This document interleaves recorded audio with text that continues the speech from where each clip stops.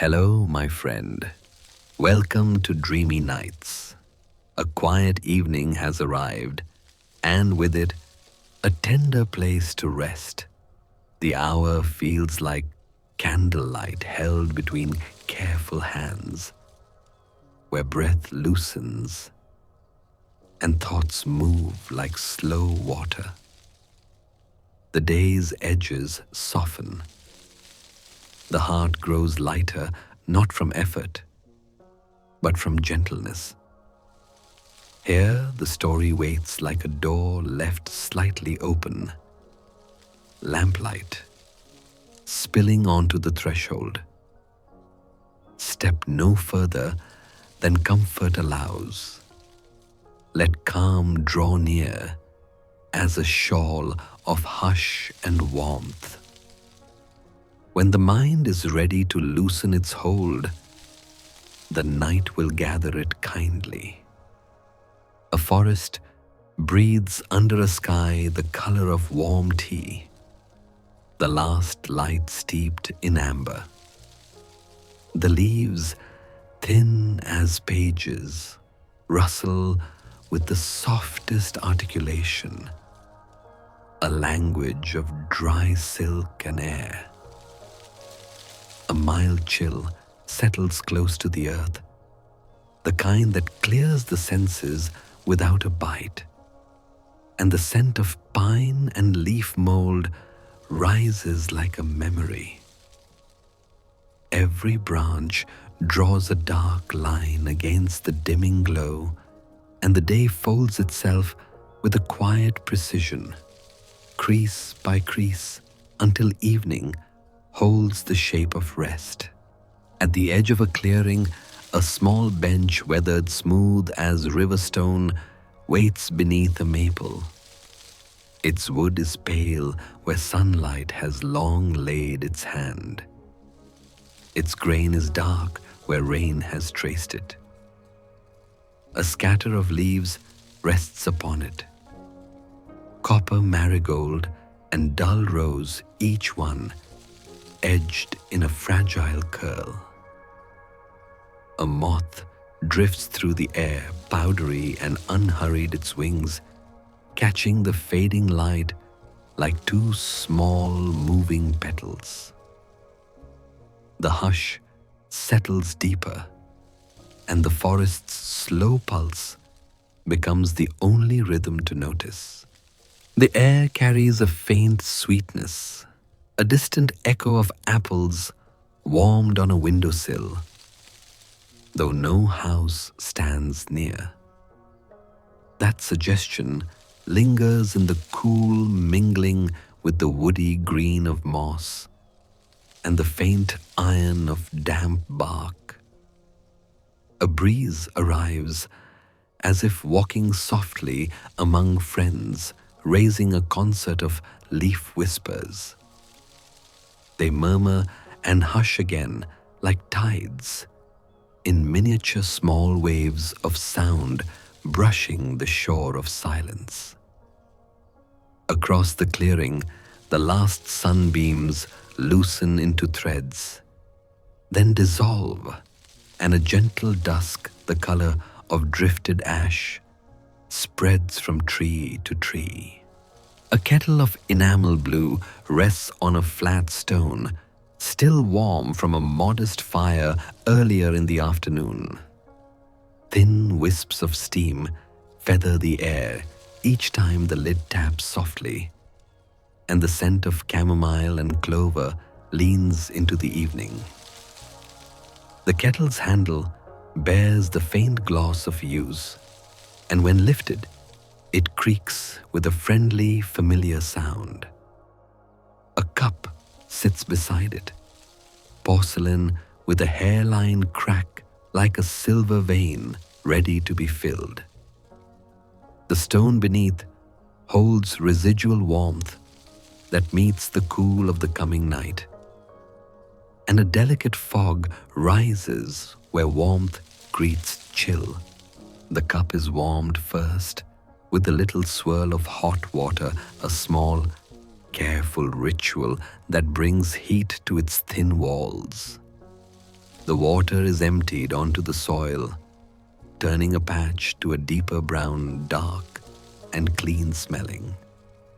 Then the tea is poured a ribbon of pale gold, pooling with a soft, round sound, like rain slipping into a bird bath. Steam lifts into the air, carrying the gentle grassy perfume, and it mingles with the resinous breath of the trees. The light rests on the cup's rim, a soft ring of brightness, then dims again as a cloud drifts across the sky. Nearby, a lantern is trimmed and coaxed to a calm, steady glow. The flame lowers, then steadies. The wick cut just so. A little turn makes the glass clearer.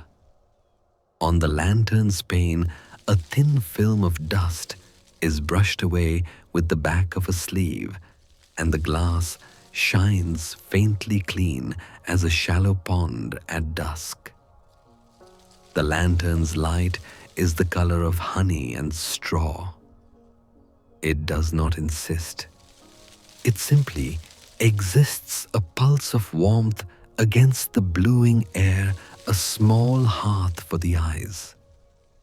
In its circle, the texture of leaf and bark becomes tender and precise. A script written in shadow. A leaf lets go. A sound as soft as cotton, tearing travels only a hand's breadth. Then the leaf turns, once, twice, and rests upon the bench. Another follows, moving like a thought remembered at the exact right moment. They gather without hurry, and their dry edges faintly kiss each other as they settle. The forest seems to note every tiny sound, holding each in a cupped stillness. In this light color becomes a feeling. Gold's warm. The chest russets fill the throat with a kind of contentment. And that small, secret green, still hidden in some leaves, feels like a hope that has learned to be quiet. High above, a thinning canopy reveals the evening's first silver seam. The sky stretches into softer blues, then into the pale smoke of coming night. A single star, uncertain at first, brightens as a veil of cloud moves aside.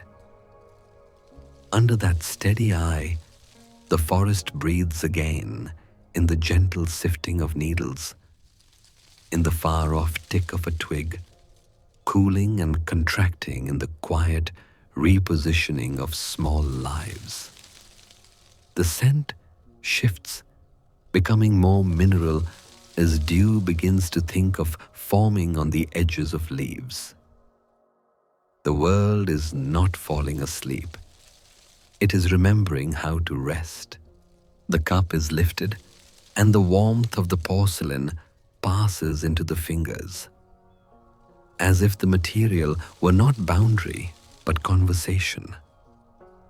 Breath touches the rim, gathers and disappears, leaving a crescent of fog that clears at once.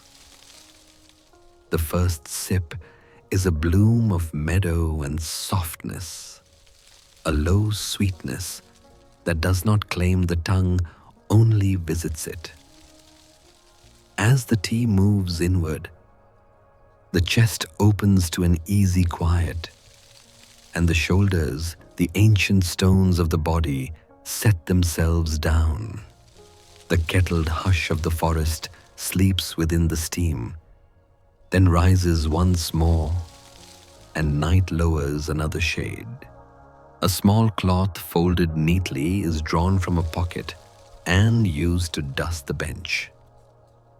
Each pass is slow and unforced. The leaves are lifted as if they were feathers. The cloth collects their fine powder, and the bench comes to a pale, matte glow. Fingers trace a shallow groove in the wood where time has made a home, and a faint resin scent rises from the grain despite the years. A pine cone rests near the bench's leg. Its scales open, each one smooth on one side and slightly rough on the other two textures, recalling sun and rain in one quiet thing. Along the path, the ground is layered with leaves turned to silk at the edges. Stepping there would make a soft crumbled sound, but the scene remains still untouched. The path's curve seems to understand patience. It bends not to destination, but to ease. The lantern makes a companionable pool at the curve, and beyond the forest remains dark, but never heavy, only deep as a well is deep, holding what it holds without urgency. The air kisses the skin with a thin coolness, like a letter sealed with care, but not pressure. A stone rests in the lantern's circle flat, and pale, speckled as if with stars. On it, a few acorns are arranged in an absent-minded constellation. Their caps wear a suede-like nap, and their bodies shine softly where fingers have turned them. The arrangement is adjusted by a steady hand. One acorn moved a finger's breadth, a cap straightened, a small space opened between two. Nothing is necessary, and yet the gesture feels complete, like aligning 3 breaths with 3 leaves. The ear catches a sound, one gentle tap from somewhere distant, perhaps a branch touching another, and silence closes over it like water. From the maple above, a ribbon of bark hangs like an old bookmark. Its curl shows a tender inner red that has hardly seen light. The lantern's glow paints it with a quiet luster, and the eye rests there, curious but unseeking. The maple's larger limbs carry a dusky sheen.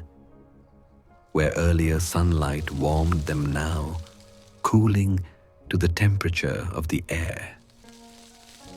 A lull bends the world in place. No urgency, no appearing or vanishing, only a slow shared presence. Far away, a thrush calls, once a low rounded note that seems to polish the air and then is gone. Moisture gathers on the lip of the cup. It is tidy work to wipe it away with the folded cloth, turning the cloth each time to a new corner, then smoothing it flat along the stone. The kettle's lid is lifted to release a little concentration of steam. The interior is checked with care, then closed again. Simple processes make a small piece each action, allowing the next like evenly spaced stepping stones across shallow water. The lantern's handle is straightened so it will hang true if carried. The flame is watched to be sure it will remain even, and the trimmer is set back precisely. The forest offers its deeper layers to the night. In the near distance, the understory becomes a wash of soft charcoal. The canopy gathers into a single breathing roof. The ground smells velvety now, a blend of cooled loam and the last sweetness of sun-warmed bark. A spider's thread, nearly invisible, draws a faint glimmer between two twigs lit for a moment by the lantern before it disappears in the angle of quiet. This is the season when color turns inward and becomes warmth, when light learns to speak more softly, when time opens into longer, more generous breaths. The bench is smoothed once more, palm following grain, as if reading a sentence that says, "Only rest." The cup is set down with a soft porcelain hush. The lid of the kettle is turned a fraction, so it will not rattle if the breeze returns. The lantern is placed closer to the bench, a little brighter, then turned back down lighter again, until it holds the perfect breathing glow, a heart beating with no need to prove itself. The maple's shadow leans over the clearing, and the sky steeped darker now carries a second, then a third star. Somewhere in the canopy, a leaf loosens and begins its slow descent. It turns like a thought, remembering its first shape, then pauses on a draft, then drops again, soft, soft, until it joins its quiet kin. The sound is almost not a sound at all, yet the ear receives it and is satisfied. The night's temperature lowers by a single degree, a fine distinction like the difference between satin and silk. The breath of the forest grows round and deep, and the world gathers itself as if tucking a blanket at the corners, smoothing away the last bright minutes of day. The lantern's glow finds a patch of moss at the base of an oak emerald, even now a low fire of green. Touch there would meet a velvet coolness, but touch is only imagined, and the moss keeps its integrity undisturbed and perfect. A feather gray with a white edge rests nearby. It bears the faint sheen of evening and curves like a comma in a long, contented sentence. All things here seem to agree on slowness. The mind of the forest has set its pace a long inhale, a long exhale. The tea now cooler tastes of hay and late sunlight.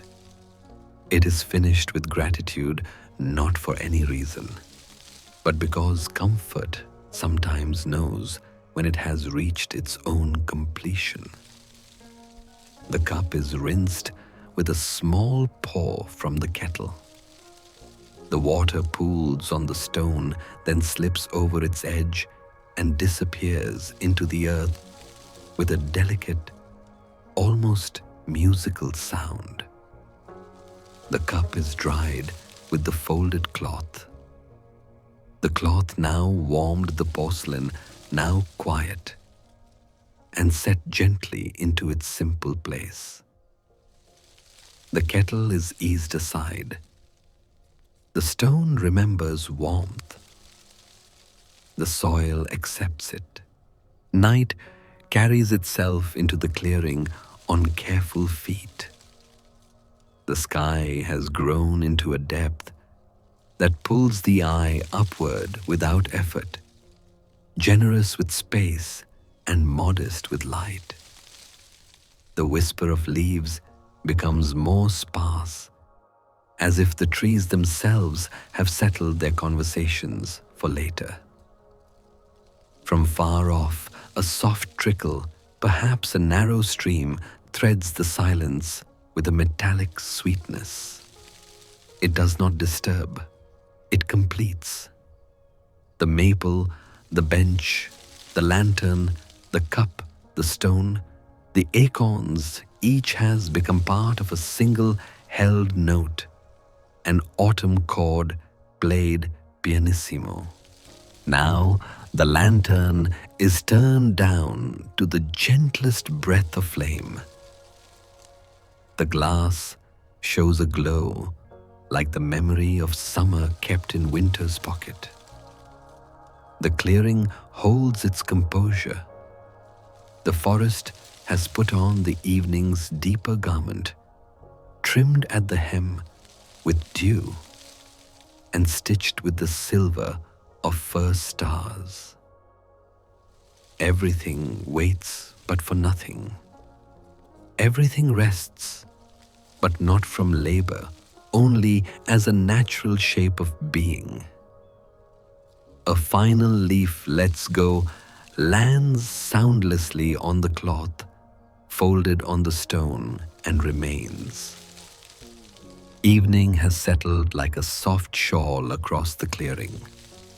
The lantern's small heart continues to glow, the cup has been dried and set aside, and the bench holds the faint warmth of earlier touch. Leaves, patient as sleeping birds, have come to rest upon the stone and cloth. The forest, having folded the day into orderly quiet, now lengthens its breath, drawing night more deeply into its branches. A new coolness arrives, clean and slightly sweet, bearing a trace of cedar, where a fallen limb has released its resin to the air. It mingles with the mineral hush of damp earth, with the green thread of moss, with the thin metallic music of the far stream. In this hour, scents gather like friendly neighbors at a fence, speaking in low tones. The lantern hums its steady light, rounded and calm, and on the glass a whisper of mist appears and clears, appears and clears, as if the flame were a small weather of its own. The bench is tended again, a gentle ritual more than a task. A palm moves slowly along the grain, reading its history, then pauses to press a corner of the folded cloth to a faint ring left by steam. The mark yields by degrees, becoming less a circle than a memory of one, then disappearing into the wood's pale complexion.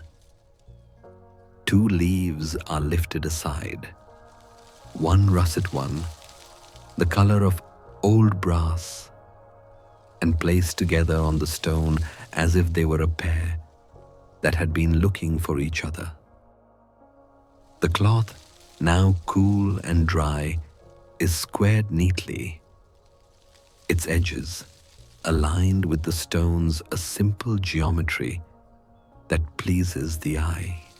Somewhere beyond the maple's reach, the understory stirs with a light conversation of grasses.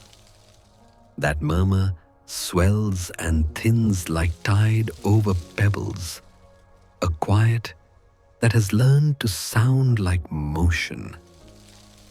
Dew begins to collect At the tips of the longer blades, each droplet a roundness of starless sky. A moth returns, or another like it, passing through the lantern's glow in a soft ellipse. It leaves behind a suggestion of powder nothing to see, only a sense that the air has become slightly more velveteen. A second lantern, smaller with a pewter cap, is brought from a canvas bag resting under the bench. The pewter holds a pewter smell, faint and clean, and the lantern's body wears a few freckles of darkened tin. Its wick is trimmed with patient hands. A sliver of char falls and is caught with care on a folded scrap of paper. The flame takes quickly, no flare, only an immediate modest bloom, and then settles. The new light, cooler in tone than the first, makes a soft duet, honey and pale straw, glowing together, overlapping in a shallow pool on the leaves. The glass is wiped with the cloth's unused corner. The pane clears to a quiet, rounded shine. The canvas bag is opened wider. Its fabric speaks in a low rasp as it folds back. Its leather straps breathe a warm animal sweetness. From within, a narrow brush is taken, a tidy bundle of bristles with a wooden handle sanded smooth by years of patient palms.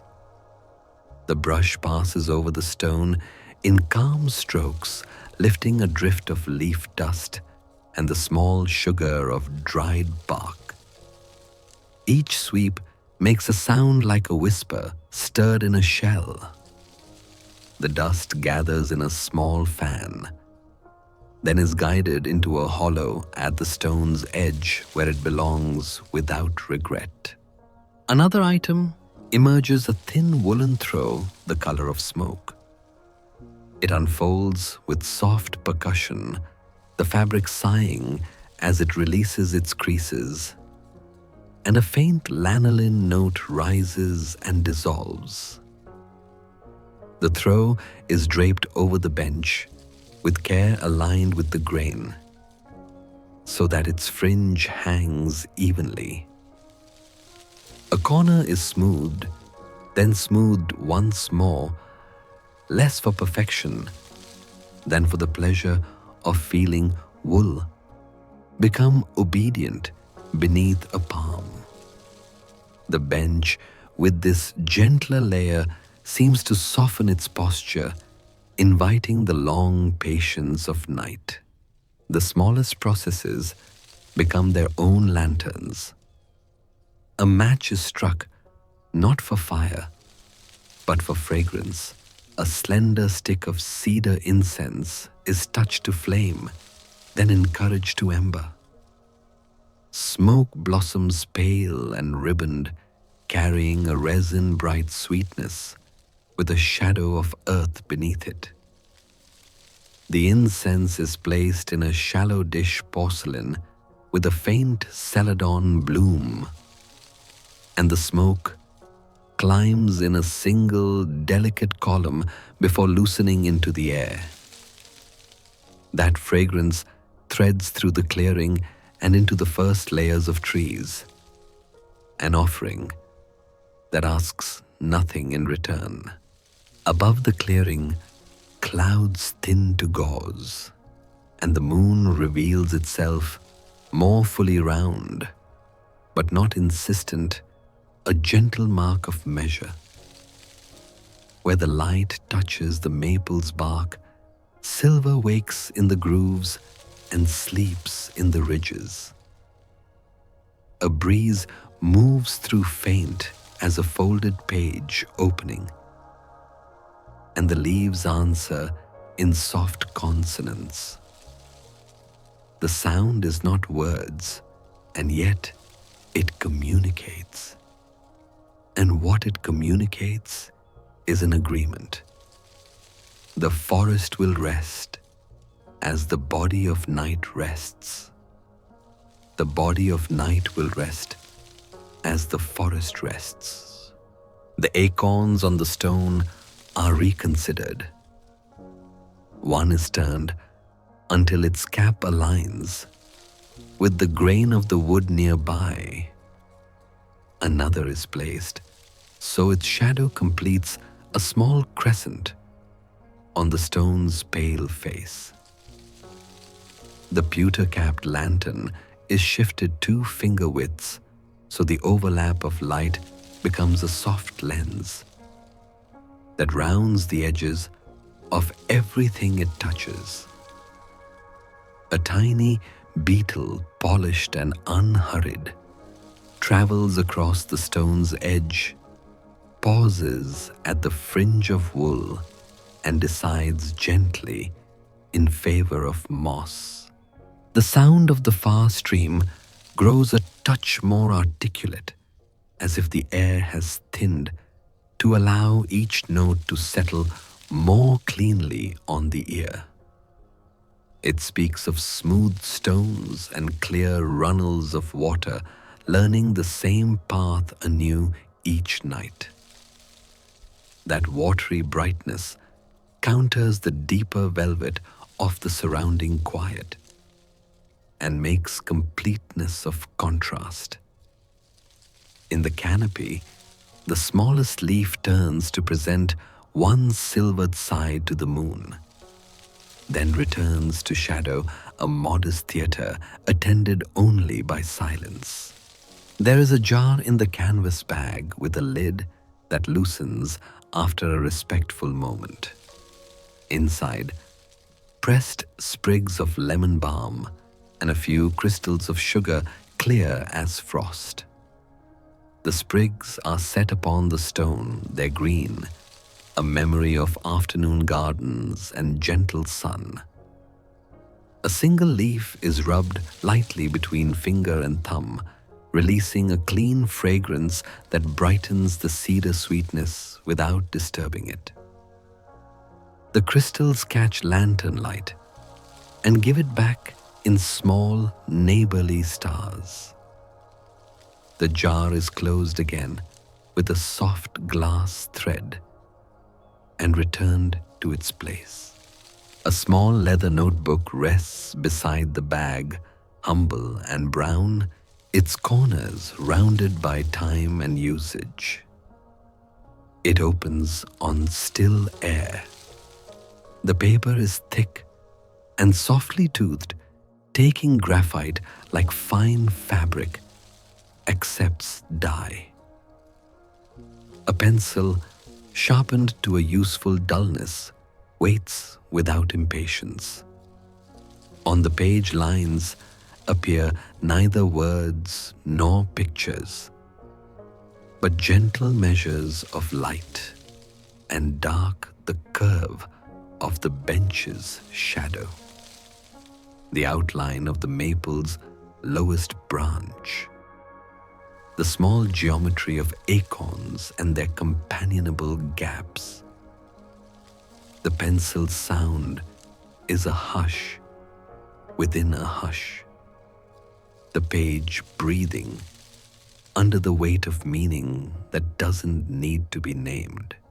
When the notebook closes, the leather receives the warmth of the hand and smells of quiet travel. The pencil is returned to its loop, its graphite leaving a minor crescent on the thumb that is then rubbed away with the cloth. The acorns are still the moth, absent for now.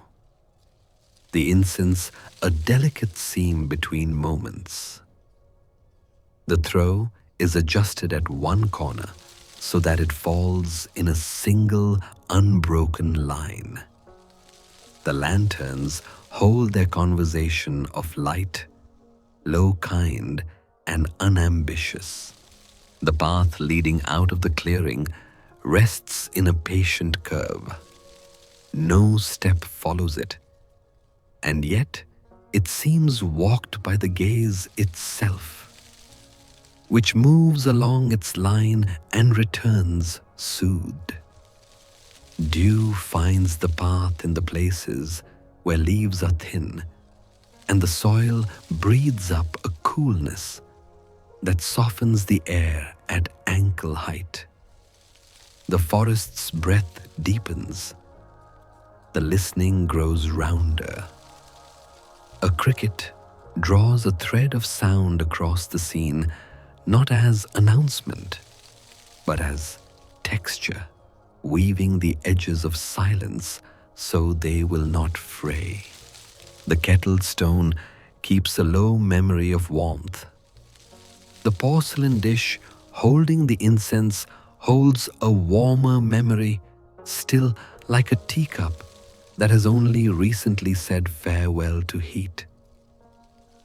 The air around them changes by half a degree, perhaps less.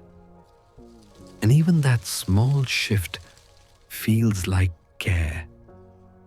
The night attending to comfort, adjusting the blanket of itself. The maple above wears a slow tremor, a movement as measured as the moon's climb. The tremor travels down the trunk into the ground and disappears into a steadiness that has nothing to prove. In the pewter lantern, a tiny soot flower has formed at the tip of the wick. It is pinched away delicately with the trimmer, then held a second to cool before being set on the spent match's scrap. The glass clears with a single mindful stroke. The flame answers by steadying its outline, now a small perfect almond of light.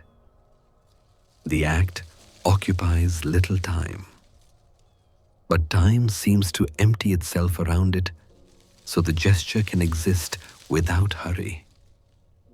The air smells briefly of warm metal, then returns to cedar and moss and the faint clean thread of lemon.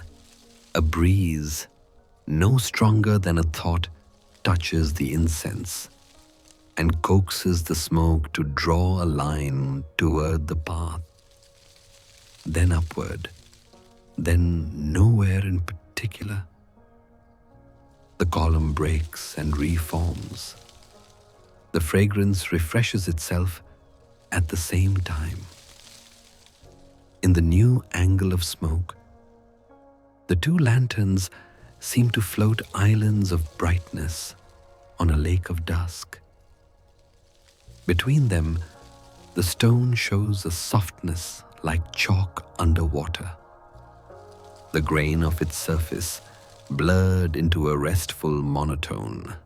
The wool throw carries a quieter warmth now enough to be felt by the eyes. A fingertip presses its fringe flat, counting the strands unconsciously. Not numbers, only the rhythm of their presence, one, then another, then another. The finger lingers, and the fringe springs back to its gentle wave. The throws color smoke with a hint of ash rose deep within, takes the lantern light and hums with it a low, contented glow. Such small arrangements make a life inside the night. The bench, the wool, the lanterns, the stone, the acorns, the dish of incense, a constellation of humble stars. Each object is given its place, and in accepting its place, it makes a wider space for rest. There is no want here, not even the want of sleep. There is only being, and being is already enough. The forest seems to nod at this leaf by leaf, as if in polite agreement with a statement that has always been true. Another sip of air, and the cedar sweetness has softened into something rounder, as if it had learned the patience of moss. The far stream lowers its voice, or perhaps the ear has drawn closer to silence and hears more of its bed of stone than of its restless surface.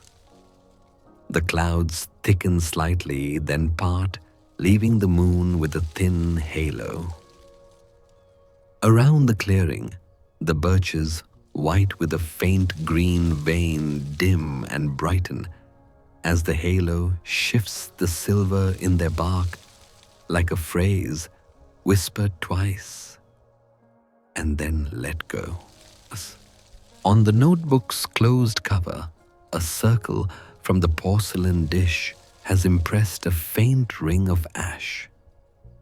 The cloth removes it with 1, 2, 3 gentle passes.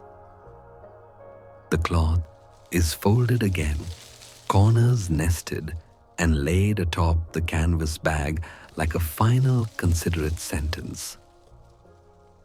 The bag's mouth is drawn in straps crossed, buckles clicked into quiet. The sound is soft leather, speaking to soft metal, the kind of domestic language that resides in well-kept objects.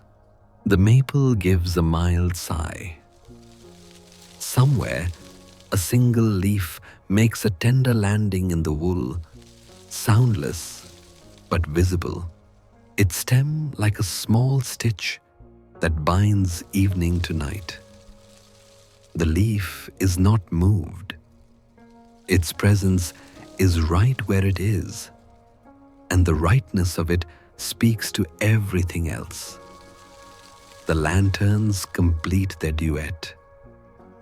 The bench receives their chorus of calm. Dew silvering along the path edges meets that light and becomes fine threadwork, a lace hem to the dark's long garment. All the while, breath gathers and lengthens. Not the breath of anyone in particular, but the breath of a place that has learned how to rest through centuries of practice. The cedar smoke thins and disappears, leaving behind only a soft memory that feels like polished wood beneath the palm. The crickets maintain their fine embroidery at the margins of thought. The stream continues its silver stitching through stone, and the moon, without asking to be noticed, keeps time in an old kind measure. Nothing concludes, and yet the scene feels complete. The wool holds its heat. The stone cools to the temperature of night. The bench, the lanterns, the acorns, the dish, the cloth, the notebook. Each is exactly where it should be, as if guided by the simplest law. Let what is gentle remain. The clearing settles 1 degree deeper into quiet, and the woods answer with the small, articulate silence that comes only when everything has been cared for. The night has now deepened into its most tender hue. That soft indigo hour, when the air itself feels close enough to touch. The lanterns glow like steady companions, and between them lies the faint trace of a path not made by footsteps, but by time and patience. It curves gently into the forest's darker folds, where the leaves weave a floor of quiet gold. Each leaf rests as though it has chosen this very spot, content to remain until morning finds it again. Mist gathers low, pooling between the roots of great oaks and maples, its pale body drifting with a rhythm almost human in its slowness. The earth beneath is warm where the day's light still lingers, and the contrast between warmth and coolness is a conversation, soft, continuous, without beginning or end. A scent rises from the soil. Sweet decay spies the faint echo of rain that never came. This is the hour when the forest does not sleep, but rather hums in a language older than rest. The path is narrow and uneven, paved only with fallen leaves pressed flat by the breath of wind. Here and there, a patch of moss glows faintly green beneath the lantern light, its texture, the very definition of gentleness. The smallest sound, the sigh of a drifting leaf, the soft weight of dew landing on fern carries farther, now amplified by the night's vast listening. If silence were a shape, this would be its outline, neither void nor absence, but fullness, every particle of air holding its own calm. The maple's great roots extend into the path, thick as arms and smooth from years of rain polish. Their hollows cradle pockets of dry earth, and inside one such hollow, a small cluster of mushrooms rises moon-pale and damp at the edges. A drop of condensation clings to one cap, waiting for gravity's gentle persuasion. When it falls, it meets the moss with no sound at all, disappearing as if it had never been.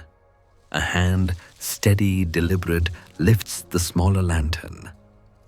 The glass gives a brief sigh, its warmth brushing the cool of the air. The light drifts over the path, spilling onto the leaves in honeyed ribbons. Shadows of branches move like silent handwriting over gold tracing letters too delicate for language. In that light, every curve of bark, every grain of soil seems softened by intention. Even darkness here feels kind. Farther along the path opens into a small hollow. The ground dips slightly, lined with dry ferns, curled like question marks. A fallen log rests at the edge, its bark mottled silver under a film of lichen. It carries the scent of rain and history, a wood that once stood tall and now lies down without regret. Across its surface, a slow train of ants moves, each one a quiet glint in the lantern's glow, their small procession echoing the patient order of the forest itself. The lantern is set atop the log, and its light trembles against the slick wood. The warmth brings forward hidden tones in the bark, ochre bronze, deep ash brown. A fingertip traces these colors, and the texture responds with stories of season's roughness, where lightning once struck smoothness, where rain has worn it down, a soft hollow filled with leaf dust, fine as flour. The forest holds no record but the one it wears. At the hollow's edge, a shallow pool gathers the runoff of dew. Its surface mirrors the lantern's light, reshaping it into a trembling gold that ripples at the faintest motion. A single feather lies across it, caught halfway in reflection and halfway in truth. The water bends the feather's shadow, giving it the illusion of breath. When a breeze stirs, the ripples widen and the light stretches outward in slow liquid waves until it meets the far bank and fades. Somewhere nearby, an owl shifts its weight on a branch. The movement is soft, almost imagined, a muted rustle of feathers brushing wood. It makes no call, content to exist as presence alone. Its stillness blends with the mist until it is impossible to tell where bird ends and air begins. The moment holds perfectly balanced and then dissolves like smoke through fingers. The air grows cooler as the mist thickens. Small beads of moisture gather along the lantern's handle, turning the metal slick and dark. The breath of the forest, visible, now moves across the ground in soft exhalations. The light within the mist looks multiplied 1,000 subtle suns suspended within reach. Through it all, the path continues, not leading anywhere, only existing, so that stillness might have direction. Near the base of a birch, the path narrows again, flanked by low shrubs, dressed in the faint shimmer of dew. Their scent is clean green with the ghost of sweetness that lingers after rain. Beneath them, the soil darkens to near black, rich and soundless. A hand trails along a low branch. Its leaves, cool to the touch, leave behind a trace of water like clear ink. The hand dries itself against the wool throw, and the touch becomes memory. The sound of the distant stream returns, a thin silver thread weaving through the fabric of night. It speaks of continuity, a voice unchanged by season or weather. Each small note lands like glass beads scattered in darkness. In the hush that follows, every sound becomes the forest's pulse. The steady creak of trees, settling the soft percussion of dew, falling the faint hiss of wind, slipping through high branches. At the hollow center, a flat stone offers a seat to whoever might pause. It is covered in a velvet sheet of moss, radiant even in low light. When brushed, it gives off a scent both earthy and sweet, as if honey had been poured into soil long ago and left to sleep there. The moss is cool beneath the palm, cool but not unfriendly. The fingers linger, then retreat, leaving no mark but warmth. The lantern's flame trembles briefly as another breeze glides through. Its halo expands, then contracts, then steadies again. In that pulse of light, dust motes become stars adrift in amber. Each particle spins, vanishes, then returns a microcosm of cycles, repeating with unspoken ease. The path, lit just enough, looks like a thought, unrolling itself in slow motion, one quiet revelation at a time. The mist begins to lift, thinning like gauze pulled from glass. The trees stand revealed again, their trunks silver gray, their leaves half turned, some already bare. The light catches on webs stretched between branches, each thread strung with tiny droplets that gleam like sequins of moonlight. For a brief moment, the forest feels jeweled, its beauty precise, but humble, its elegance born not of grandeur but of peace. The smaller lantern is turned slightly downward, its flame adjusted until it sighs at the right volume of glow. The larger one, still near the bench, answers with its distant hum of light. Between them lies a field of shadow, gentle and uninterrupted, like a lake reflecting what dreams might look like before they're dreamed. In the hollows, where the mist remains, sound softens further, the edges of perception blur. Time, too, begins to lose its precision, no longer a sequence, but a suspension, a low drift through the amber dark. Each breath from the forest, each stirring of air through leaf and moss, feels as if it moves in unison with the listener's unseen heart. A final adjustment is made. The lantern on the log is turned until its handle aligns with the trunk's grain. It feels correct, though nothing required correction.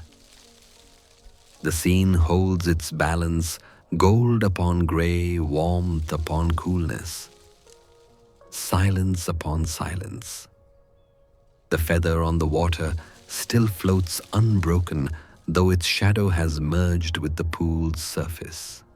From above, the moon glows more clearly now, its light diffused by lingering mist into a pale aureole. The forest's colors are muted beneath it, sepia cream charcoal, but the air itself shines faintly metallic. The night feels whole, complete, like a breath held in perfect equilibrium. Every small thing, stone, leaf, lantern, moss, has found its stillness. The path waits not to be walked, but simply to be witnessed. And so, under the moon's quiet blessing, the forest exhales once more. The breeze moves through, collecting the scents of cedar dew and distant smoke, and then drifts away without sound. The mist fading leaves a clarity that seems to hum beneath the skin of the world. The night deepens by one delicate shade. The path remains a river of gold in a sea of silence. The night is fully here now, complete, unhurried and whole. The mist that once gathered low along the forest floor has thinned to a fine silvery breath, lingering only in the hollows where the air likes to rest. The lanterns continue their quiet dialogue across the clearing, their light soft as pollen drifting through air. Between them, the forest deepens into its truest tone, a darkness without threat. rich and alive, filled with the quiet memory of its own existence. The trees stand as though they have always known this hour. Their trunks rise like pillars in a forgotten temple, marked not by time, but by patience. Each scar, each line of bark tells of a season endured winters, when the wind hollowed its song through their branches. Summers, when the heat shimmered against their roots, and countless dusks like this one, when the forest drew a single deep breath and remembered itself. The largest of them, an oak whose base could cradle a child in its curve, holds the light upon its bark like gold pressed into rough cloth. Its ridges and furrows are filled with shadow, and each one seems to hum faintly, as though the tree itself were tuned to the low, resonant key of the earth. A hand reaches out and rests upon it. The surface is cool, dry, textured like old parchment. Beneath that quiet roughness, a pulse can almost be imagined, slow, steady, neither beginning nor ending. The hand lingers, and for a moment, it feels as though the tree breathes back. The air smells of rain that never fell, wet bark, old sap, the ghost of wood smoke long gone. A thread of wind moves through slow as thought, tracing the canopy with invisible fingers. It touches the leaves, and they respond with a low murmur, not sound so much as presence. The branches creak slightly, not from weight, but from memory. The sound is deep, hollow, familiar, like a door gently opening somewhere inside the night. A few paces beyond the oak, another tree stands, a maple that leans toward a cluster of birches. Its bark carries smooth plains of gray and white, broken here and there by patches of amber lichen that glow faintly in the lantern light. Along one limb, initials carved long ago have softened to the color of smoke.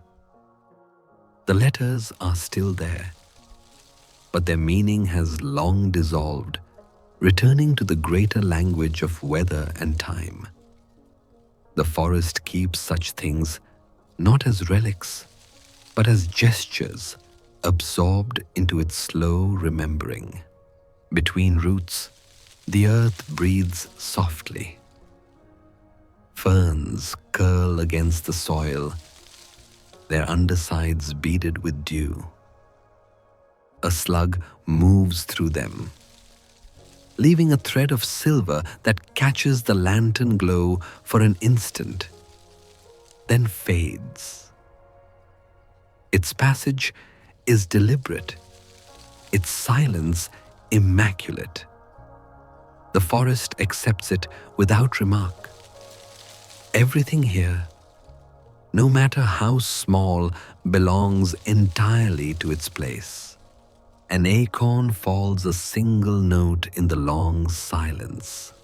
It lands on a patch of moss, the impact barely audible, a sound so light it might be imagined. The oak releases it. Without awareness, the ground receives it without resistance. In this quiet exchange, the cycle continues not as a story of beginning or end, but as a seamless act of being. The lantern light reaches upward, brushing the underside of a high branch. There, faint etchings of age appear, tiny ridges formed by years of wind, polishing the wood, the delicate scaffolding of lichen colonies that glow almost imperceptibly green. A spider's web stretches between two twigs, nearly invisible, until the flame leans closer. Dew has strung it with 100 tiny beads, each one catching light and holding it like a secret. The hand that once rested on the oak now reaches toward that shimmer. It does not touch, only observes, still and reverent. The web trembles slightly, not from disturbance, but from air shifting under the slow turning of the night. Each tremor is a thread of music, inaudible yet known. The breeze returns, lifting the scent of pine from deeper within the woods. It mingles with the faint sweetness of damp leaves and the earthy calm of moss. Together, they form something whole, a fragrance that feels round, infinite familiar, like the smell of pages in an old book that has always been waiting. Somewhere, water drips from a branch, the delayed fall of condensation, gathering weight. It lands on a stone, and the sound is round and clear, the punctuation mark at the end of a long, unwritten sentence. The forest listens, and then closes the space around that sound until it disappears entirely. The oak's crown sways almost imperceptibly, its motion so large and slow that the eye cannot track it, only sense it. The forest breathes through this movement. The leaves turn, showing their silver undersides, and the night light brushes them like fine silk. The whole scene ripples gently, a single inhalation drawn through miles of air and history. Far in the distance, a low hum stirs. Not mechanical, not human. Perhaps the resonance of wind over hollow bark. Perhaps the vibration of roots in unseen water. It moves through the ground like a sound that remembers its own origin. In its passing, the forest seems to pause, listening not outward but inward, as if recalling something known long before time became measurable. A smaller tree, young compared to its elders, stands nearby, its bark smooth and unblemished. Its branches reach upward with the quiet eagerness of new growth. It catches what light filters through the oak's shadow, glowing faintly gold along its tender limbs. The forest cycle is visible here. One tree holding memory, another beginning to write its own. Between them lies the conversation of centuries conducted in the slow grammar of growth and decay. At the base of that young tree, a stone sits partially buried its surface, inscribed with the thin green writing of moss. When brushed, it releases the scent of cold mineral and damp earth. The moss feels alive, plush, and yielding its tiny filaments, damp against the fingertips. The hand lifts away, leaving behind no trace except warmth. The stone remains what it has always been: witness and anchor. The forest, it seems, does not forget, but its memory is not sharp or painful. It holds everything gently, smoothing edges, softening outlines, folding moments into one another until they become one long, continuous breath. Each fallen leaf, each faded carving, each sound half heard becomes part of that breath. And in that slow remembering, there is peace. The lantern is turned slightly, its light shifting across bark and air. The flame bends, then rights itself again. Its glow reveals the fine texture of a fallen branch, bleached by seasons and half buried in leaf dust. The wood crumbles at its edges, soft as parchment. Inside, pale threads of fungus weave through the grain, continuing the work of transformation. Nothing is lost here, only translated. The night deepens further. Stars glimmer through a thinning canopy, their light faint but true. The moon, higher now, bathes the forest in a silver wash. The oak, the maple, the birch, the sapling, each stands haloed in quiet radiance as if illuminated from within. The air carries no sound, but the slow murmur of leaves shifting and the heartbeat rhythm of the far-off stream. The hand returns to the trunk once more. It rests there without purpose, simply sharing the stillness. The tree, vast and unmoving, feels somehow alive in that stillness, not because it moves, but because it endures. The contact is brief, yet something invisible passes through calm rootedness.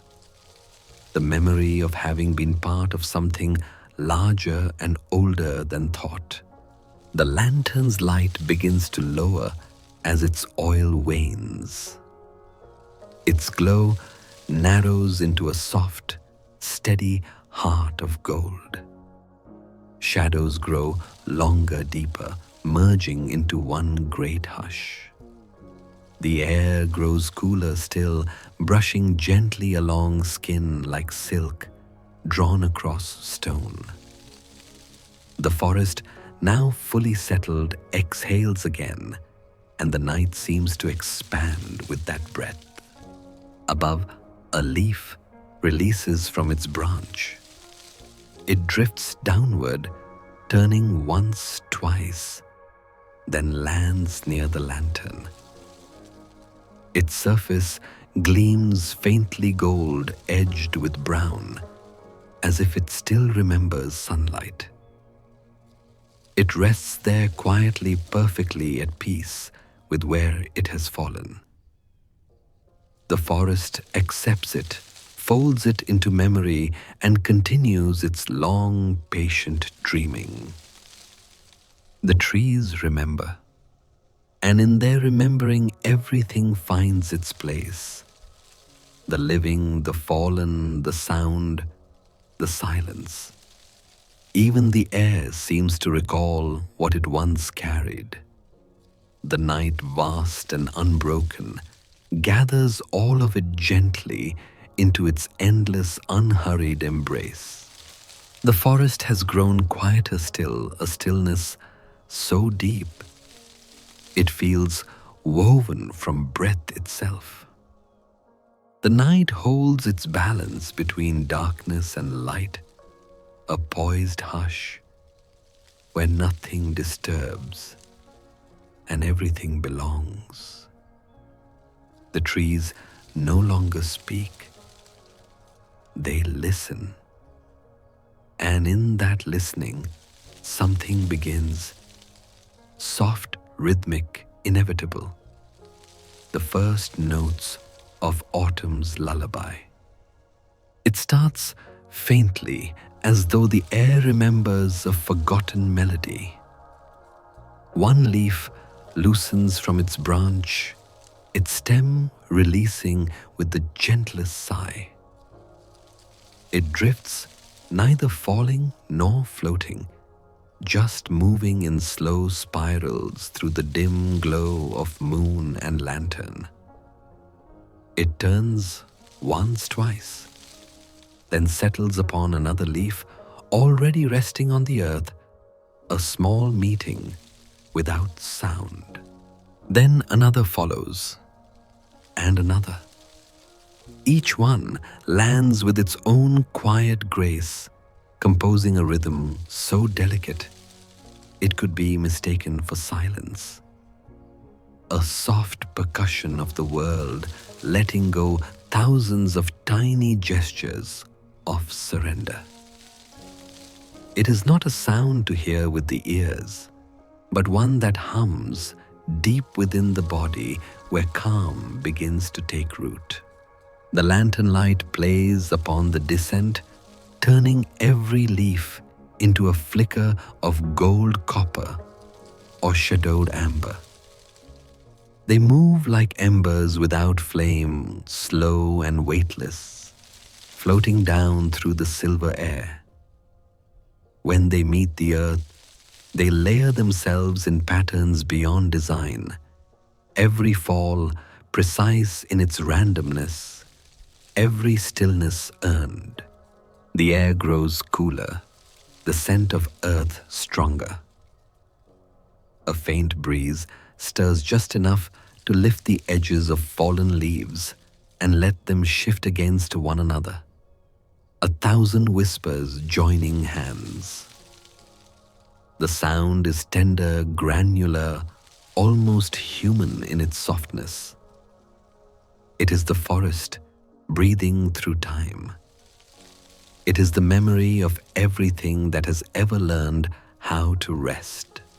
The hand that once tended the lantern now traces slow circles on the surface of the moss-covered stone. Each movement is deliberate, unhurried, like smoothing the wrinkles of thought itself.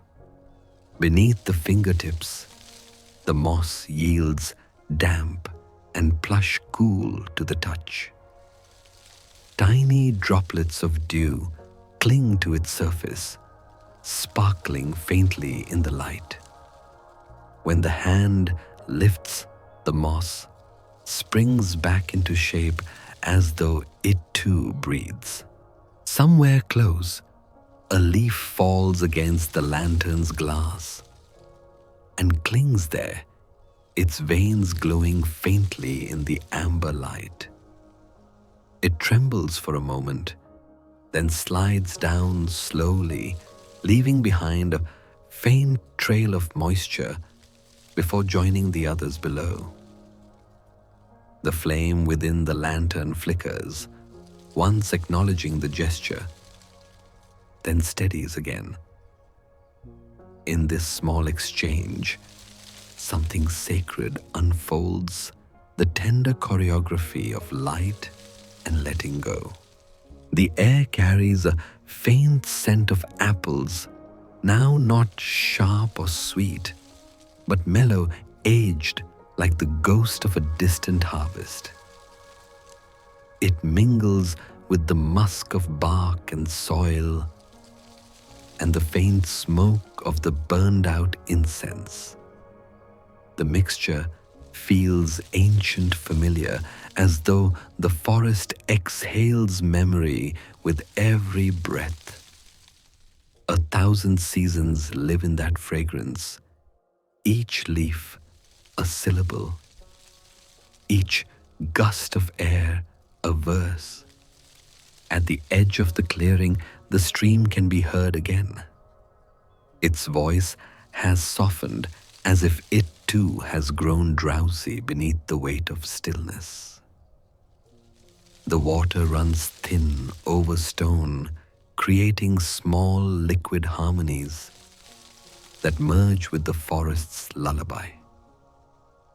Now and then, a droplet catches the moonlight and becomes a spark, a silver blink, before dissolving back into shadow.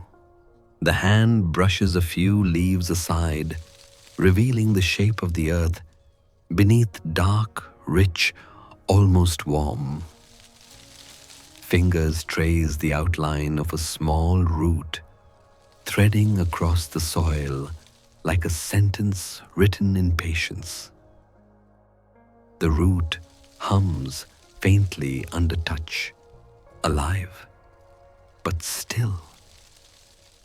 Everything here, from the highest branch to the deepest fiber of soil, moves at the same slow frequency, the tempo of the night's long exhale. A breeze swells again, gentler than a sigh. It moves through the forest in waves, lifting the newly fallen leaves into motion once more. They rise, hover, and settle again, creating a sound like fabric being folded softly. The breeze carries with it a faint hint of moisture, the prelude to dew, and the forest receives it with gratitude. Lantern light catches on the movement, and for a brief moment, the clearing glows alive. Each leaf gleams as though lit from within, their colors deepened by the gold of the flame and the silver of the moon. Amber turns to bronze crimson, fades to soft plum gold, melts into quiet umber. The scene becomes a living painting, brushstrokes of color dissolving into night. The breeze subsides. Leaves settle. The forest closes its eyes again. Even the stars above seem to dim slightly, as though observing the ritual with reverence. Somewhere far away, an owl sings a single low note that rises and fades like breath. The sound travels through the branches, echoing once, twice, before folding into silence again. The rhythm continues, soft fall after soft fall. Each leaf finds its place upon the ground, upon another leaf, upon a patch of moss or stone. None resist, none rush. Their descent is not an ending, but a passage, the forest writing itself into stillness. This too is music, the melody of acceptance. The hand that once held the lantern now rests upon the lap, still and open. The warmth of the flame brushes the skin, a subtle reminder of presence. Light moves over the fingers, then withdraws, leaving behind a sensation more lasting than touch. It feels like quiet belonging, the kind of peace that does not need to be named. Above, the branches sway faintly, and new leaves release.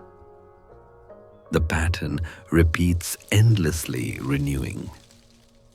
Each descent is a whisper, each landing a moment of completion. It is the forest's way of saying goodnight to itself.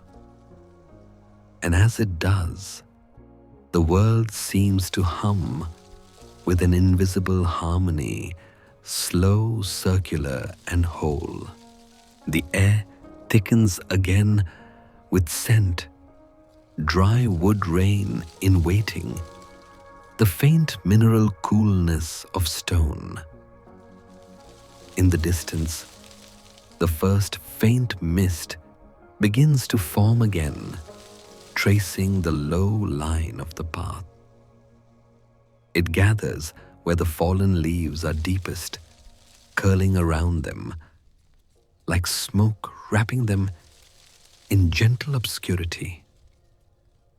Their shapes blur, their edges soften until they are one quiet layer of gold beneath silver airs. The lantern's flame flutters, then steadies once more. Its light reflects off the nearest branch, turning every droplet of dew into a bead of amber.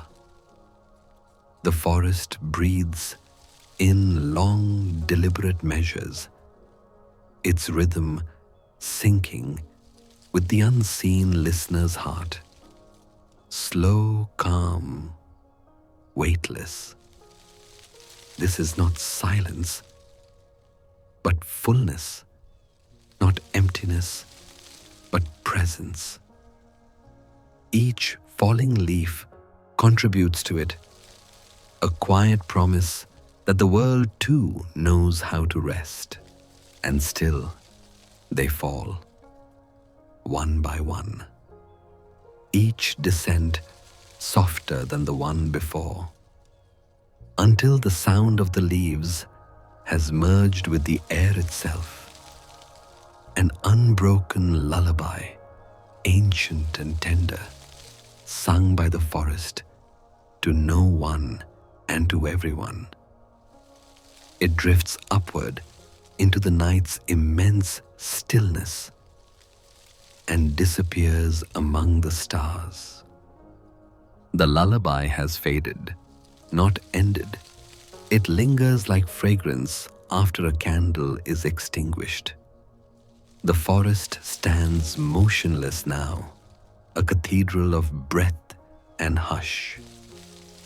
Even the air has grown heavier with stillness wrapping around each trunk and branch like soft velvet. The falling has stopped. What remains is silence deep and resonant, the kind of silence that feels alive. Beneath the canopy, the world has narrowed to texture and shadow. The leaves above weave a roof of muted gold and silver, holding the night close beneath their interlaced arms. Lantern light flickers softly across the low branches, painting amber halos that drift and dissolve as the flame moves. Each flicker reveals small worlds. The curve of bark polished by time, the soft blur of moss clinging to stone, the still reflection of light in the eye of a beetle hidden beneath a leaf. The air feels different here, dense with patience. It smells of wet roots and faint minerals like the quiet breath of the earth itself. The soil beneath is cool and damp, yielding slightly underfoot. Somewhere unseen, a single drop of dew falls and meets the ground with a sound so small it almost belongs to the imagination.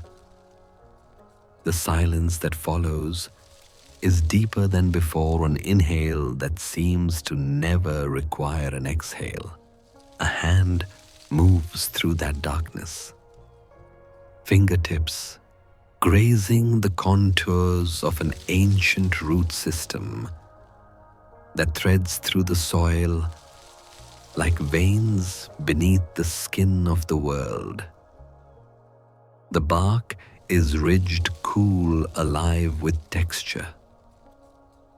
In its grooves lies the story of centuries, the pulse of water drawn upward, the slow carving of life through time.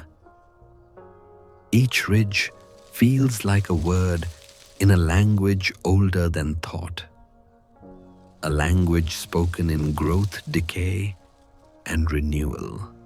Above the trees, shift slightly in the breeze. The sound is not wind, but the echo of motion, a soft stirring that resembles the slow turn of a page. The canopy seems to breathe, expanding and contracting with invisible rhythm. In this breath, there is no hurry, only the measured patience of a world that has learned to exist without urgency. A small stone, pale and smooth, rests among the roots. Its surface glows faintly under the lantern light. When touched, it feels colder than the air, as though it has kept some memory of an earlier season. The chill of spring water, the clarity of dawn.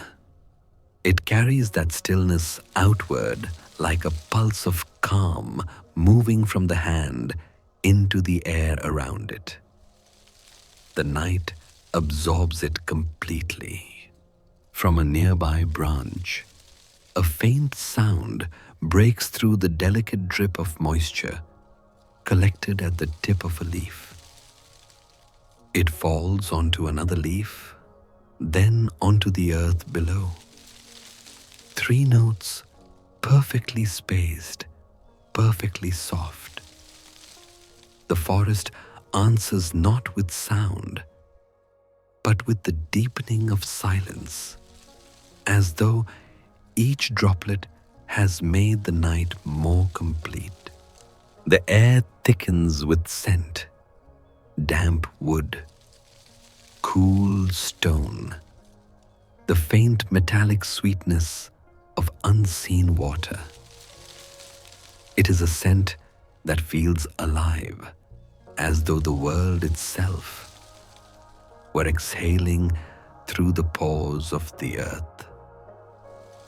The lantern flame reflects faintly in a patch of pooled dew, its light shimmering across the surface, like a heartbeat slowed to near stillness. A moth drifts across that reflection, its wings catching light, then disappearing into shadow without a sound. Here, beneath the canopy, there is no distance, only presence. The boundaries between things blur. Light merges with scent, sound merges with stillness, time merges with memory. The forest feels whole, a single living body breathing through 1,000 unseen mouths. The lantern is turned down to half its glow. Its flame shrinks, steadies, and the darkness gathers closer, warm and unthreatening. In this half-light, shapes soften. The edges of the world begin to fade. The leaves above appear like faint brushstrokes against the silver canvas of the sky. Between them, a single star peers through a quiet eye that observes but does not intrude. The hand folds the woolen throw more tightly around the shoulders, its fibers holding the scent of cedar and smoke. The warmth within it feels earned, not given by flame, but by the forest's quiet approval. The heartbeat slows to match the rhythm of the night. One slow pulse for every falling leaf, one quiet breath for every sway of branch. This is not sleep yet, but the space just before it. The place where the body learns how to dissolve. The soil yields softly underfoot, as if breathing in rhythm with the step. A few small stones shift and resettle with the sound of distant rain. Even the roots seem to listen, their unseen network humming with quiet awareness. Above, an owl glides through darkness, its wings stirring no air at all. It vanishes between trunks, silent, a thought passing through dream. The lantern's light touches a patch of ivy crawling along the base of a tree. Each leaf reflects a small oval of glow, its surface slick with dew. A hand traces the outline of one leaf, following its delicate veins until the tip points toward the soil again. The gesture feels like closing a circle. The ivy, the tree, the moss, the air, all of it bound in the same slow continuity. The deeper silence begins to change in tone, not growing heavier, but rounder, fuller. It feels as though the night has reached a kind of perfection. No sound missing, no sound excessive. Even the air seems suspended, balanced between motion and stillness. In this state, the forest feels almost awake, not active, but entirely aware. Somewhere far above, the moon shifts position. Its light passes through a small break in the canopy, landing upon a shallow pool hidden among the roots. The reflection shivers once, then settles. The surface mirrors the trees upside down, the lantern flame doubled as a tiny sun beneath water. The stillness here is so complete, it seems to hum not with sound, but with presence itself. The hand sets the lantern beside the pool and kneels. Fingers brush the water's edge, sending gentle ripples outward.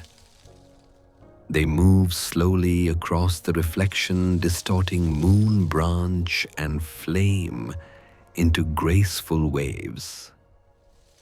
Then they fade. What remains is the original image, whole, unchanged, as if the disturbance had never existed. The pool, like the forest, remembers without holding on. Above, another leaf lets go. It falls directly into the pool, landing with a sound like the whisper of silk. It floats for a moment, spinning slowly, then drifts toward the edge until it finds stillness. The ripples fade again, leaving the leaf reflected twice, once in shadow, once in gold.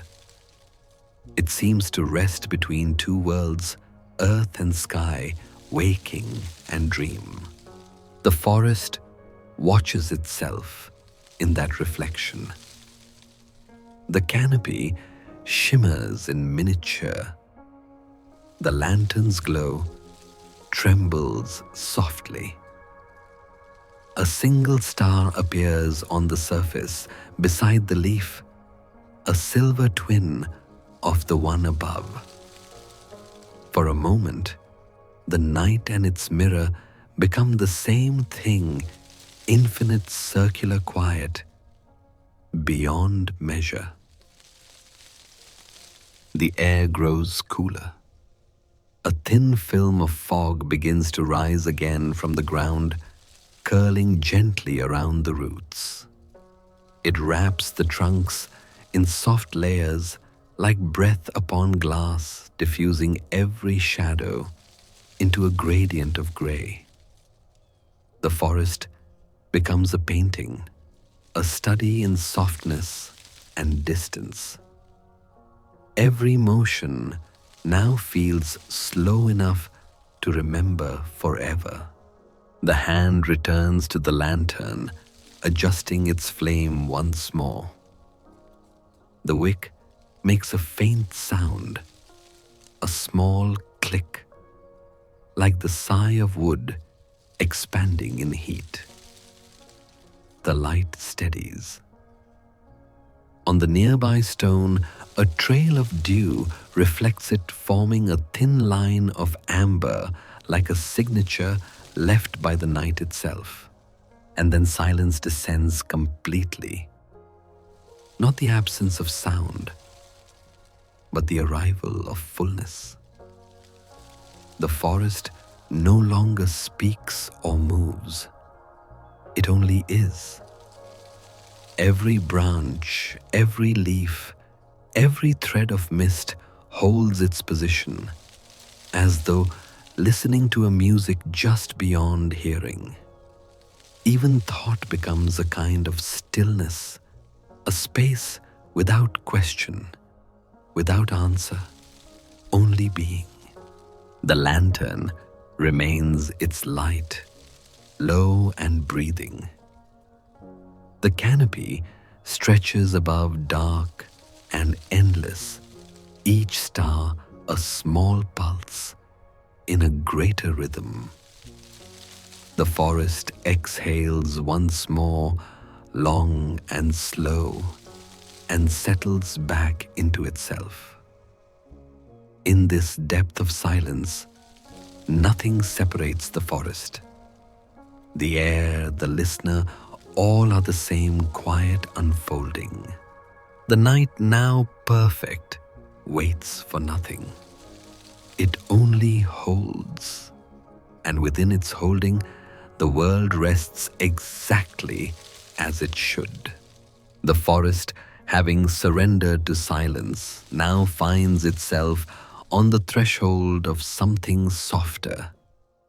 The hour, when darkness ceases to deepen and begins quietly to glow. The canopy breathes in long measures. Mist gathers again in the hollows and along the slender paths, not rising this time, but hovering as though the air itself has decided to rest.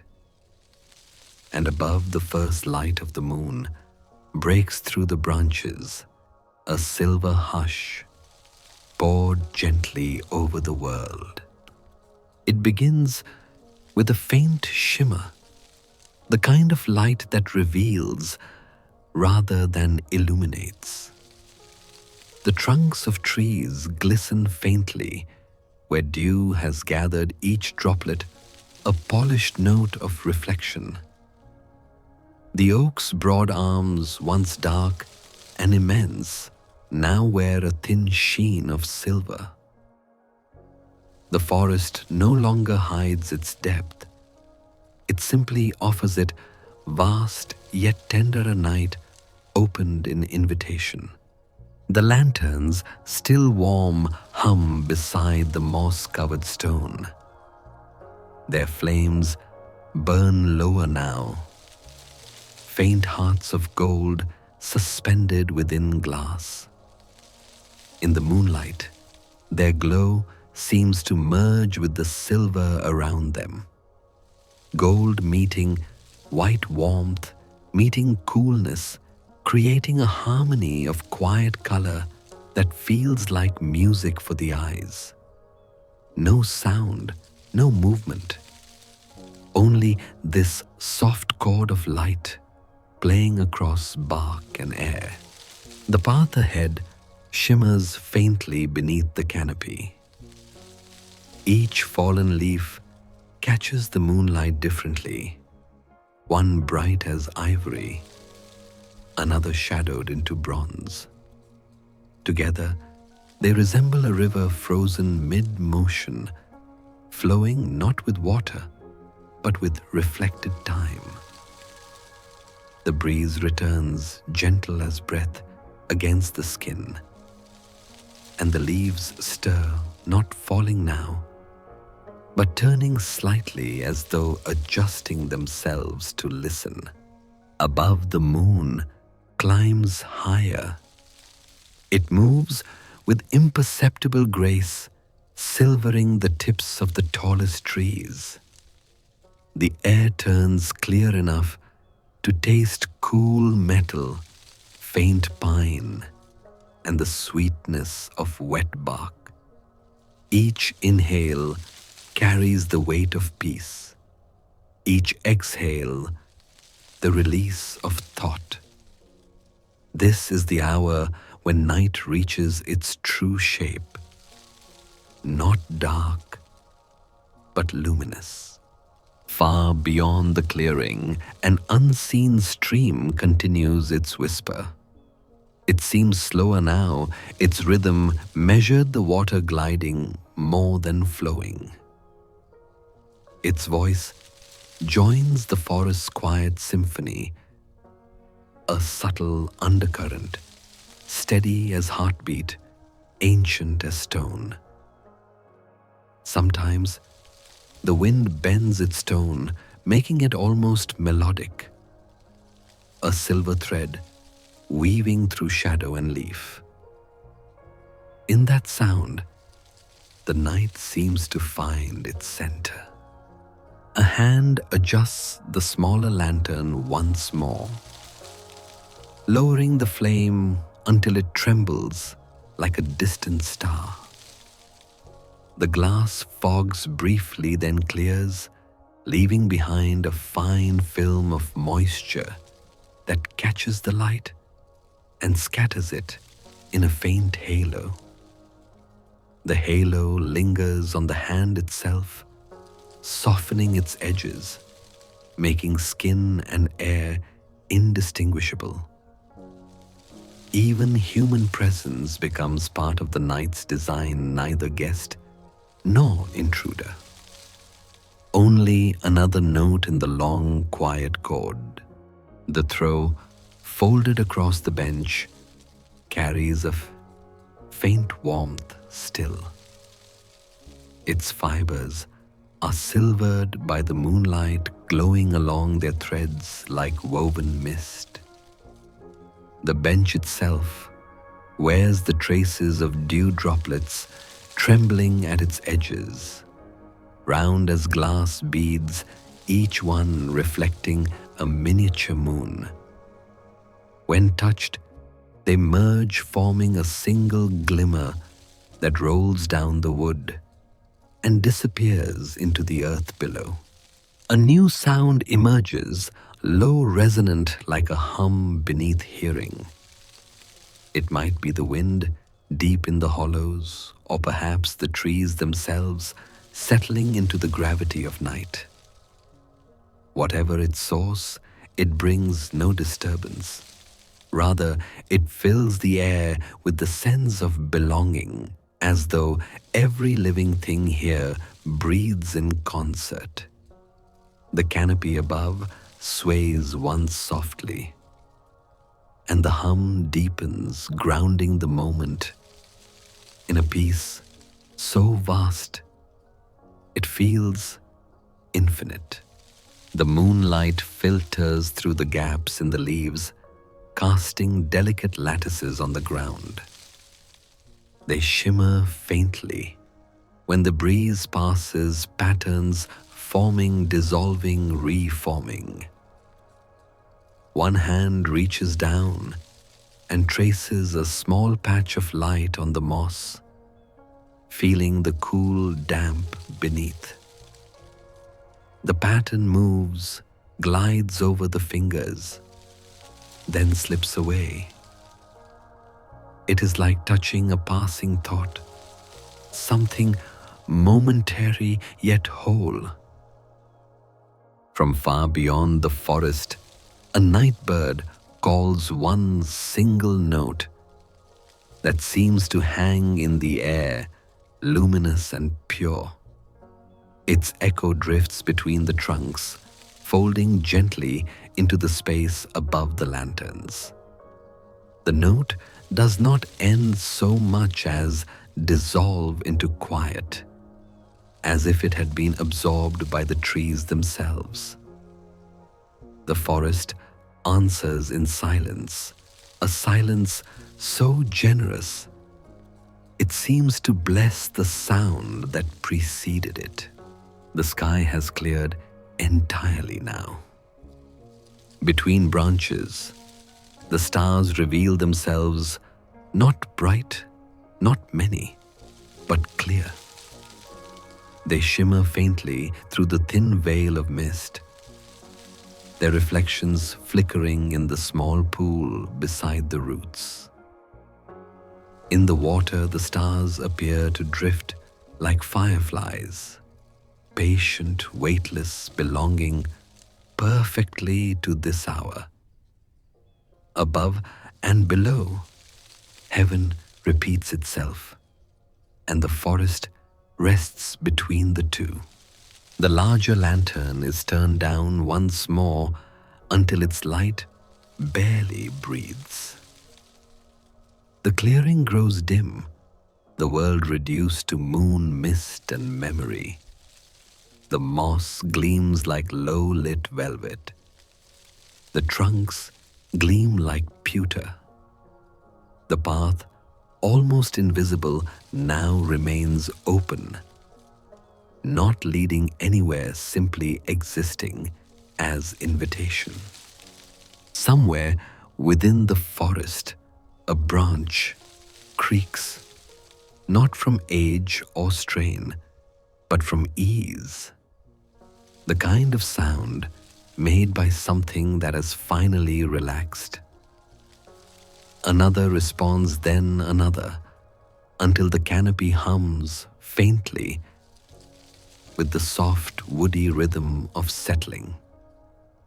This is the forest's heartbeat when the night is deepest. No pulse, no urgency, only the slow, steady affirmation that it is still alive, still breathing, still whole. The air near the ground grows cooler. The dew thickens. Each blade of grass bends slightly under its weight, bowing as if in quiet reverence. The wool throw is gathered up once more, its warmth pressed close. The lantern is lifted, carried a few paces to the center of the clearing, and set down again with the care of someone placing a thought in safekeeping. Its light blooms faintly against the silver floor of leaves, and for a moment, the world feels held. In that glow, every color softens to near monochrome gold, dissolving into white, fading into gray, melting into shadow. The boundaries of sight and sound fade, replaced by a steady awareness. The forest at perfect stillness. The night at perfect peace. No edge, no center, no direction, only vast enveloping calm. It is the arrival not of darkness, but of wholeness. The moon, high and full, peers through a break in the branches. It looks down upon the scene like a guardian tender and impartial. Its light falls upon every leaf, every stone, every resting shape. Nothing is excluded, nothing is overlooked. The night has gathered everything to itself. Sound, silence, warmth, and breath. And in that gathering, balance is complete. The stream hums faintly, its voice a silver echo beneath the silence. The lantern breathes. The forest breathes. the world breathes, each in its own way, each at its own rhythm, all aligned now to the same unspoken music. The air feels weightless, the body lighter, the mind almost gone. This is the point where wakefulness loosens, where thought becomes texture, and the night itself begins to dream. And so, under the moon's wide gaze, the forest settles. The canopy sways once more, then grows still. The light remains golden within silver, gentle and constant. The moment stretches infinite, yet fleeting, until even the air seems to sigh. Night has arrived, not as a visitor, but as home. Everything within it, tree, moss, stream, lantern, breath, belongs utterly. The world holds its final exhale. And in that single breath, peace finds its true shape.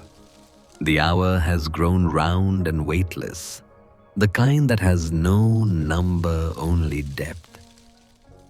The moon stands still above the trees, a perfect, patient witness.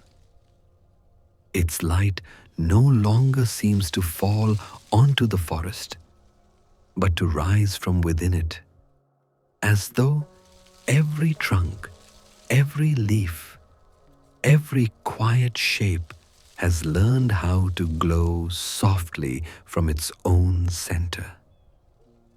Even the mist has ceased to move. It lingers at ankle height, folded over roots and stones, gathering the light into itself until everything shimmers like breath made visible. The two lanterns burn low, their flames no larger than the width of a fingertip. They are steady and calm, the pulse of night in miniature. Around them, the air is thick with stillness. No branch stirs, no water sounds. Even the stream seems to rest, its voice pulled into the same silence that has gathered all living things into repose. The hand that once tended them sits folded now motionless on the lap, its warmth echoing the glow within the glass. The wool throw lies still, its fringe damp with dew, its weight gentle as sleep itself. The bench has cooled beneath the evening's long watch. The stone holds the faint warmth of earlier touch. Everything the light once reached has accepted darkness without resistance, not absence, but belonging. Far above, a breeze passes through the highest canopy. It is so faint that it makes no sound at first, only a shift in air pressure that the skin perceives before the ear. Then a whisper so small it might be mistaken for thought. The leaves reply one by one in soft syllables of motion. The sound is so delicate, it feels internal, like hearing the forest dream aloud. The moonlight deepens as the air clears. It touches the moss, the bark, the edge of the lantern glass. Every surface becomes a mirror for calm. Shadows no longer seem dark. They are the spaces between breaths, the pauses that make peace legible. In this gentle inversion, even silence has texture. The oak stands at this clearing's heart, unmoving, eternal. Its bark, silvered with age and light, gleams like weathered stone. At its base, the fallen leaves have formed a soft, rippling carpet. The colors reduced to the quiet palette of night-muted umber, pale gold gray-green. They no longer fall. They simply are. The forest has finished its lullaby, and in its final note, stillness hums. A hand reaches out one last time, brushing a few of those leaves aside. They cling briefly to the skin, cool, fragile, perfect, before sliding away, returning to rest. The soil beneath is dark and alive, faintly fragrant with cedar and decay. Each scent lingers like a memory, distant firewood, soft rain, time itself exhaled. To breathe here is to remember that everything once surrendered becomes whole again. The lantern's wick burns its last few drops of oil. The flame wavers, bends, steadies. Its reflection trembles in the dew, pooled on the moss gold against silver. Then slowly it begins to fade. Not extinguished, but absorbed, as though the forest has decided to take the light back into itself. The second lantern follows its glow, narrowing to a single line, then a small ember.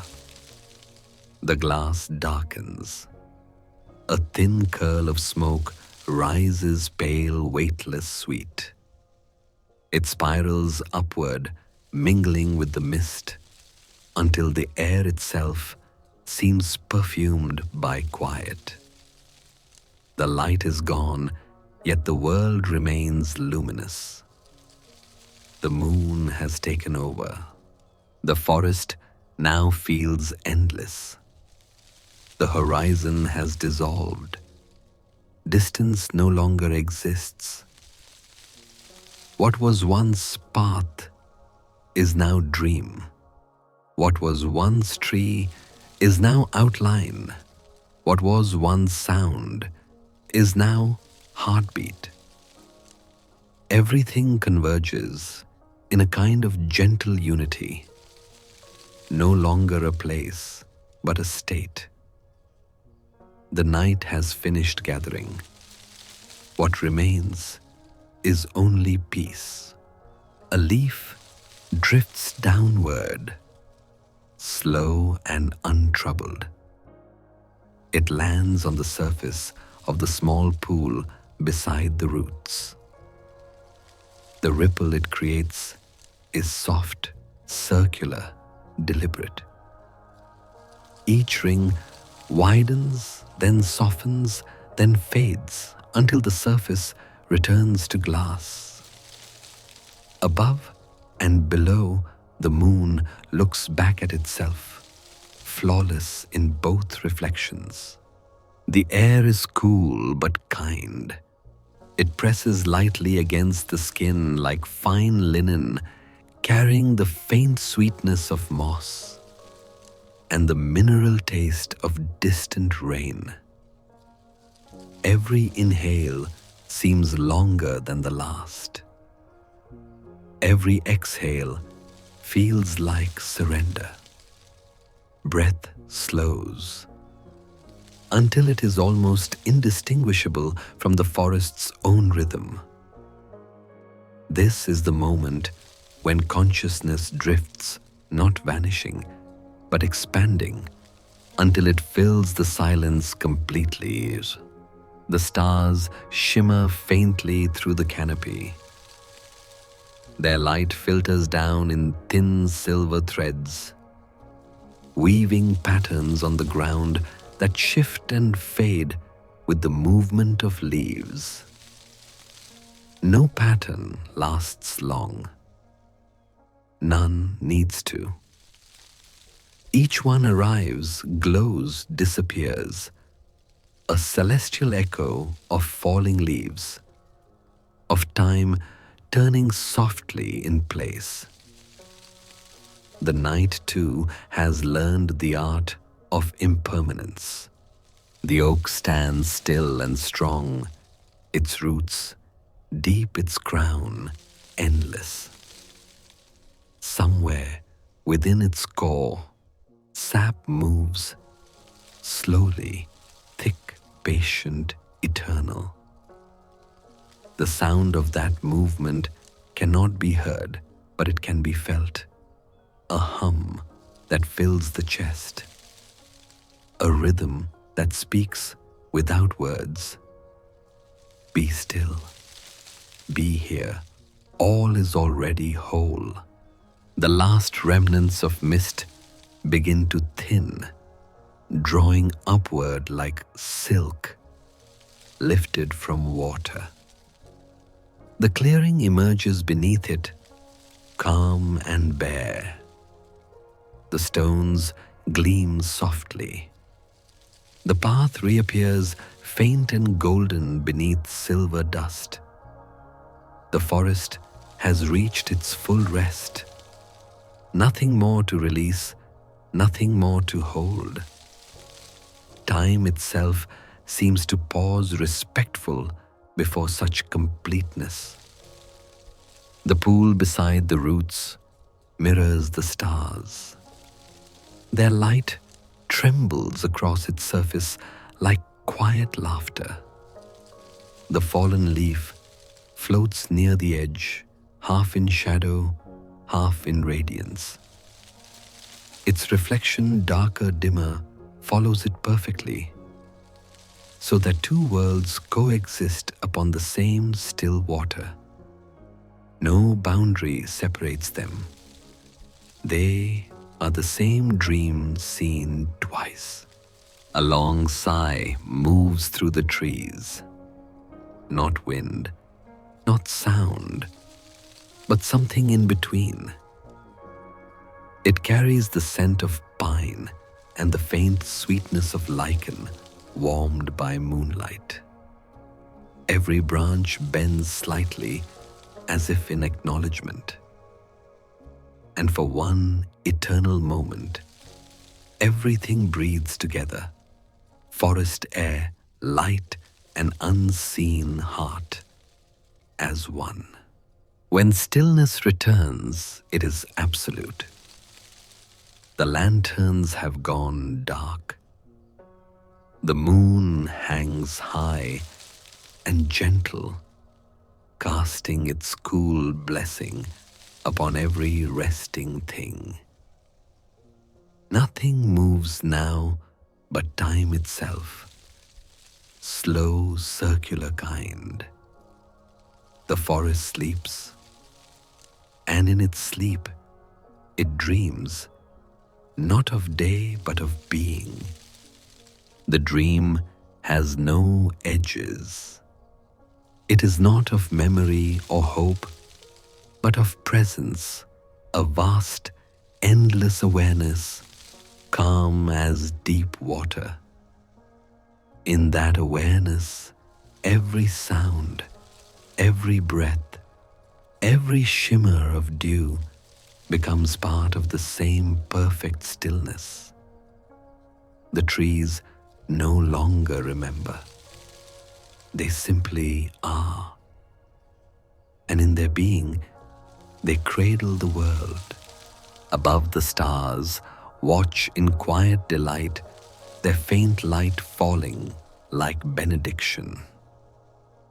Below, the moss keeps its warmth. The soil, its softness. The pool, its mirrored moon. All is complete. All is one unbroken hush. Night has closed its hands gently around the world. and will hold it until morning. For now, the forest sleeps a great breathing creature of peace. Its heart beats beneath the soil, slow and steady, unhurried and sure. Every leaf, every drop, every grain of earth joins that rhythm.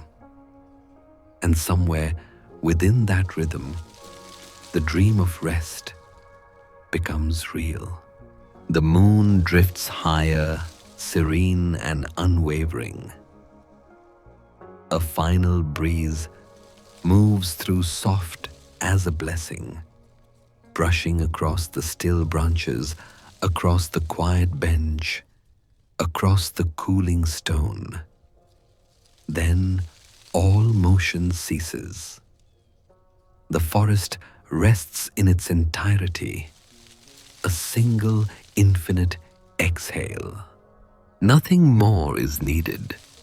Nothing more will come. Only this, the night holding the world in perfect stillness, as though afraid to wake it.